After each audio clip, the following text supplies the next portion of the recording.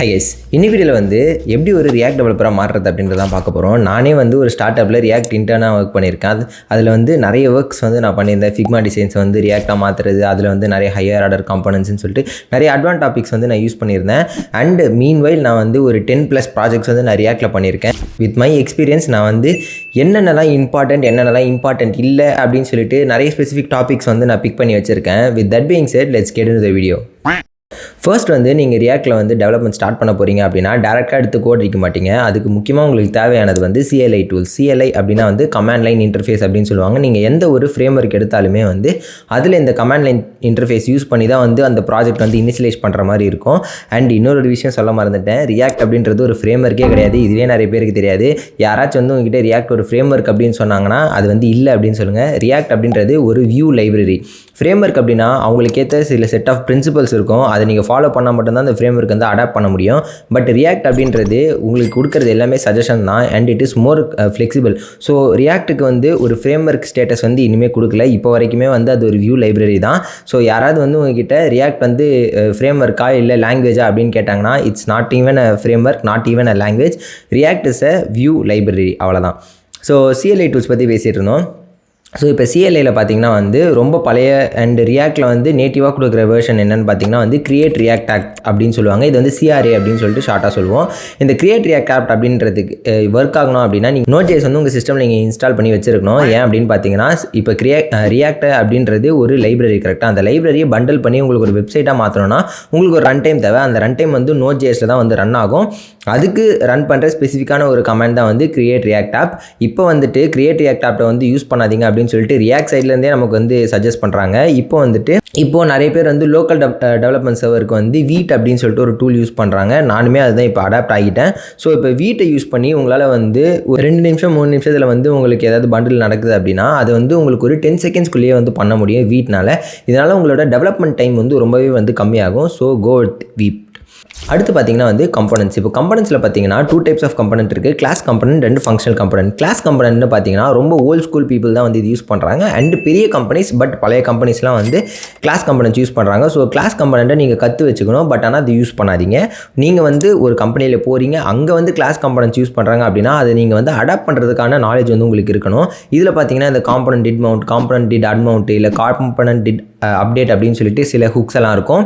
But ஆனால் ஃபங்க்ஷனில் பார்த்தீங்கன்னா வந்து இதுதான் வந்து ரியாக்டே வந்து சஜஸ்ட் பண்ணுறாங்க. அண்டு டெவலப்பர் கான்ஃபரன்ஸ்லையுமே பார்த்தீங்கன்னா வந்து ஃபங்க்ஷனல் கம்பனன்ட்ஸை எல்லோரும் யூஸ் பண்ணுங்கன்னு சொல்லிட்டு எல்லாருமே புஷ் பண்ணுறாங்க.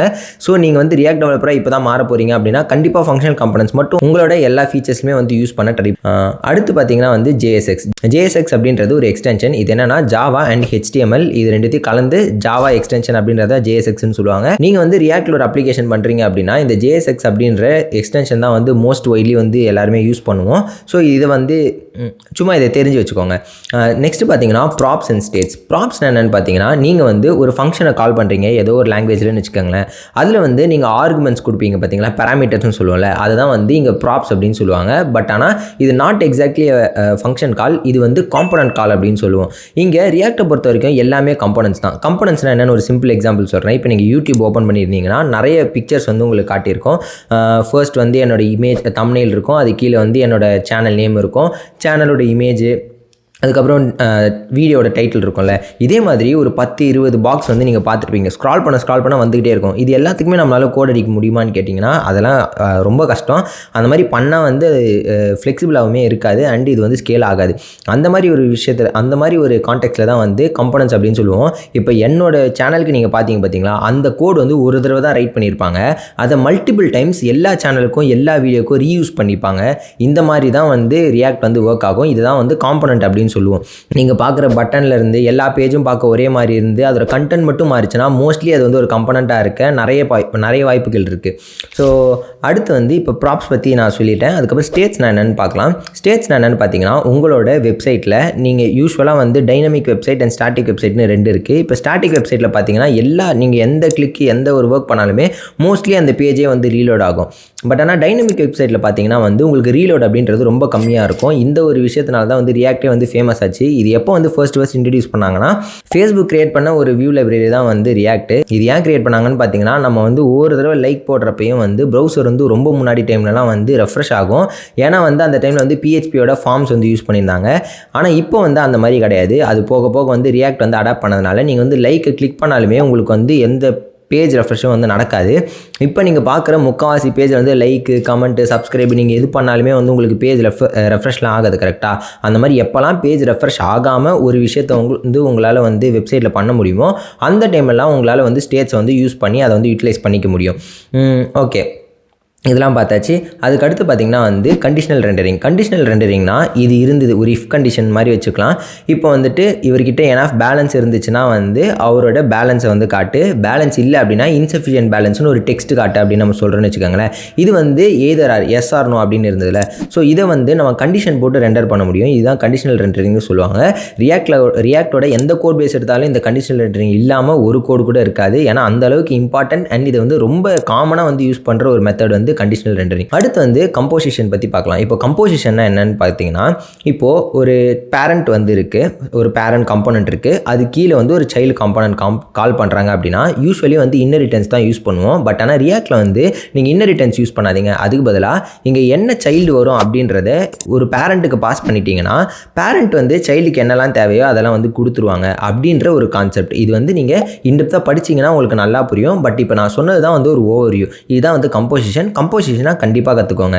இப்போ வந்து காம்பனன்ட்ஸ் பற்றி பார்த்தாச்சு. அடுத்து பார்த்தீங்கன்னா ரெண்டரிங் வந்து ரொம்ப இம்பார்ட்டன்ட். இதில் வந்து ஏன் இம்பார்ட்டன்ட்னு சொல்கிறேன்னா ஒரு சில ஹுக்ஸ் இருக்குது. இந்த ஹுக்கை நீங்கள் புரிஞ்சுக்கணுன்னா வந்து இந்த ரெண்டரிங் தான் வந்து உங்களுக்கு யூஸ் ஆகும். இந்த ரெண்டரிங்கில் காம்பனன்ட் லைஃப் சைக்கிள் அப்படின்னு இருக்கும். அதாவது ஒரு காம்பனன்ட் வந்து மவுண்ட் ஆகுது, அந்த காம்பனன்ட்டு அப்டேட் ஆகுது, அந்த காம்பனன்ட் வந்து டிஸ்ட்ராய் ஆகுது அப்படின்னா இது வந்து ஒரு ஃப்ரேம் ஒர்க்லேயும் ஒரு மாதிரி கொடுப்பாங்க. இப்போ நம்ம ரியாக்ட்லேயே பார்த்தீங்கன்னா யூஸ் எஃபெக்ட் அப்படின்ற ஒரே ஒரு ஹுக்கில் வந்து இது எல்லாமே கொடுத்துருவாங்க. ஸ்டார்டிங்கில் வந்து நீங்கள் வெறும் எம்டி ஸ்கொயர் ப்ராக்கெட்ஸ் போட்டு யூஸ் எஃபெக்ட் கொடுத்தீங்கன்னா அது ஒரு தடவை மட்டும் ரன் ஆகும். அந்த எம்டி ஸ்கொயர் ப்ராக்கெட்ஸ்குள்ளே ஏதாவது ஒரு ஸ்டேட் கொடுத்தீங்கன்னா அந்த ஸ்டேட் எப்போல்லாம் அப்டேட் ஆகுதோ அப்போல்லாம் இந்த யூஸ் எஃபெக்டில் இருக்கிற கோட் வந்து நடக்கும். ஓகே, இதையே வந்து கிளாஸ் காம்பனன்ட்ஸில் பார்த்தீங்கன்னா component did mount, component did update, இல்லை காம்பனன்ட் டிட் அன்மவுண்ட் அப்படின்னு சொல்லிட்டு மென்ஷன் பண்ணியிருப்பாங்க. அடுத்து பார்த்தீங்கன்னா லிஸ்ட் அண்ட் கீஸ். இப்போது ஒரு லிஸ்ட்டு ஃபார் லூப் போட்டோ இல்லை மேப் போட்டோ நீங்கள் வந்து ஒரே செட் ஆஃப் காம்பனண்ட்டை அகைன் ரெண்டர் பண்ணுறீங்கன்னா அதுக்கு கண்டிப்பாக கீ அப்படின்னு சொல்லிட்டு ஒன்று கொடுக்கணும். அது வந்து யூனிக்காக இருக்கணும். அப்படி இருந்தால் மட்டும்தான் வந்து ரியாக்டால் வந்து ஒரு லிஸ்ட்டை ரெண்டர் பண்ணி கொடுக்க முடியும். இல்லைனா உங்களுக்கு வந்து வார்னிங் வந்து த்ரோ ஆகும். ஸோ இந்த மாதிரி டைமில் வந்து எப்பயுமே ஒரு யூனிக் கீயை வந்து நீங்கள் வந்து ஒரு லிஸ்ட்டை வந்து ரெண்டர் பண்ணுறப்ப அதில் வந்து பாஸ் பண்ணுற மாதிரி இருக்கும். இது வந்து மோஸ்ட் காமன் மிஸ்டேக் ஒரு ரியாக்ட் டெவலப்பர் வந்து கண்டிப்பாக அவரோட லைஃப் டைமில் பார்த்துருப்பாரு. இது என்னென்னா ஒரு லிஸ்ட்டு ரெண்டர் பண்ணிவிட்டு அதுக்கு கீ கொடுக்காமல் இருக்கிறது. ஸோ அடுத்து பார்த்தீங்கன்னா வந்து ரெஃப்ஸு. ஓகே, ரெஃப்ஸ்னு என்னென்னு பார்த்தீங்கன்னா நீங்கள் வந்து ஒரு காம்பனண்ட்டை ரெண்டர் பண்ணுறப்போ அதுக்கு வந்து ஒரு ரெஃபரன்ஸு நேம் வந்து கொடுத்துருந்தீங்கன்னா நீங்கள் அந்த காம்பனண்ட்டை irrespective of the children or parent நீங்கள் வந்து எங்கேருந்து வேணால் அந்த காம்பனண்ட்டை எடுத்து உங்களால் மாடிஃபை பண்ண முடியும். இதுக்கு வந்து ரெஃப் வந்து உங்களுக்கு யூஸ் ஆகும். இதை மாடிஃபை பண்ணுறதுக்கு வந்து நம்ம கஸ்டம் ஹுக்குன்னு ஒன்று யூஸ் பண்ணுவோம். அதில் வந்து யூஸ் ரெஃப்னு ஒரு ஹுக் இருக்குது, அதை வந்து யூஸ் பண்ணிக்கலாம். ஹுக்குன்னு என்னன்னு சொல்கிறேன், கவலைப்படாதீங்க, வந்துக்கிட்டே இருக்குது. ஓகே, இதுக்கப்புறம் வந்து ஈவெண்ட்ஸ் இருக்குது. ஈவெண்ட்ஸ்னால் என்னென்னு பார்த்தீங்கன்னா இந்த ஆன் கிளிக்கு அண்ட் இப்போ ஆன் சேஞ்ச் அப்படின்னு சில ஈவெண்ட்ஸ்லாம் இருக்கும். இதெல்லாம் வந்து ஜாவாஸ்கிரிப்டில் இருக்கிற அதே ஈவெண்ட்ஸ் தான். பட் ஆனால் ரியாக்டில் வந்து ஸ்பெஷலிஸ்ட்டாக கொடுத்துருக்கிறதுனால உங்களுக்கு வந்து எக்ஸ்ட்ராவாக பேராமீட்டர்ஸ்லாம் வந்து பாஸ் பண்ணுவாங்க. அட் த சேம் டைம் இதோட கேசிங் வந்து டிஃப்ரெண்ட்டாக இருக்கும். ஆன் ஐஃபன் கிளிக் அப்படின்னு போட்டிங்கன்னா இது வந்து ஆன் கேபிட்டல் சி போட்டு கிளிக் அப்படின்னு போடுற மாதிரி இருக்கும். ஸோ இதை வந்து பார்த்துக்கோங்க. இதுக்குள்ளே வந்து ஒரு கால் பேக் ஃபங்க்ஷனுமே நீங்கள் கொடுக்குற மாதிரி இருக்கும். கால் பேக்னா என்னன்னு தெரியலன்னா இந்த வீடியோ பாருங்கள். ஸோ நெக்ஸ்ட் பார்த்தீங்கன்னா வந்து ஹையர் ஆர்டர் காம்பனன்ட்ஸ் அப்படின்னா என்னதுன்னா ஒரு பெரிய காம்பனன்ட் இருக்குது, அது கீழே நிறைய சின்ன காம்பனன்ட்ஸ் நீங்கள் வந்து கால் பண்ணிட்டு போயிட்டே இருக்கீங்க. பட் ஆனால் இந்த இடத்துல இருக்கிற டேட்டா வந்து உள்ளே இருக்கிற எல்லா காம்பனன்ட்ஸ்க்கும் தேவைப்படும் அப்படின்னா இதுதான் ஹையர் ஆர்டர் காம்பனன்ட்ஸ் அப்படின்னு சொல்லுவாங்க. அதாவது இதுதான் இருக்கிறதுலே மேலே இருக்க காம்பனன்ட். இதுக்கு உள்ளே இருக்க எல்லா காம்பனண்ட்டுக்கும் நீங்கள் வந்து ப்ராப்ஸை வந்து காமனாக அவைலபிளாக வச்சுருக்கணும். இதுதான் ஹையர் ஆர்டர் காம்பனன்ட். ஓகே, இதெல்லாம் பார்த்தாச்சு. இப்போ ரொம்ப முக்கியமான விஷயம் என்னென்னு பார்த்தீங்கன்னா ஹுக்ஸ் இல்லாமல் ரியாக்ட்ஸ் இல்லாமல் வந்து ஹுக்கு பெரிய ஃபேமஸ் ஆகிருக்காது. ஸோ இப்போ ஹுக்ஸ் என்னென்னு பார்த்துடலாம். ஸோ பேசிக் ஹுக்ஸ்னால் வந்து ரெண்டே இது நீங்கள் கண்டிப்பாக தெரிஞ்சே ஆகணும். என்னென்னு பார்த்தீங்கன்னா ஃபர்ஸ்ட் வந்து யூஸ் ஸ்டேட், இன்னொன்று வந்து யூஸ் எஃபெக்ட். யூஸ் ஸ்டேட் அப்படின்னா வந்து ஆல்ரெடி சொல்லியிருந்தேன், உங்களுக்கு எந்த ஒரு ரெஃப்ரெஷும் நடக்காமல் லைவாக பேஜில் ஏதாவது ஒரு அப்டேட் நடக்கணும்னா அதை நீங்கள் ஸ்டேட்டில் மெயின்டைன் பண்ணுறது ரொம்ப நல்லது. இப்போ வந்து ஜாவாஸ்கிரிப்டில் எப்படி வேரியபிள்ஸ் வச்சுருப்போமோ அந்த மாதிரி ரியாக்டில் வந்து நீங்கள் ஸ்டேட்டில் மெயின்டைன் பண்ணுறது ரொம்பவே வந்து ரெக்கமெண்டட். அதுக்கு அடுத்து பார்த்தீங்கன்னா யூஸ் ஸ்டேட்னா இந்த காம்பனன்ட் டிட் மவுண்ட்டு, அன்மவுண்ட்டு, அப்டேட்டு இது எல்லாத்தையுமே வந்து நம்ம யூஸ் பண்ணுறதுக்கு யூஸ் எஃபெக்ட் வந்து யூஸ் பண்ணிக்கலாம். அடுத்து வந்து கஸ்டம் ஹுக்கு நம்மளே வந்து சில ஹுக்ஸை வந்து கிரியேட் பண்ண முடியும். இதுக்கு பார்த்தீங்கன்னா வந்து யூஸ் ரெஃப் இருக்குது, யூஸ் கால்பேக் இருக்குது, யூஸ் மெமோ இருக்குது, யூஸ் ஹிஸ்ட்ரி இருக்குது, and then use reducer and use context. இப்போ இந்த யூஸ் ரெடியூசர் அண்ட் யூஸ் கான்டெக்ட்லாம் வந்து ரொம்ப நமக்கு தேவைப்படுற ஒரு ஹுக்கு. இதை பற்றி நீங்கள் தனியாக வந்து ஒரு வீடியோவாக மேக் பண்ணால் தான் உங்களுக்கு புரியும். இதை வந்து ஒரே வீடியோவில் என்னால் சொல்ல முடியாது.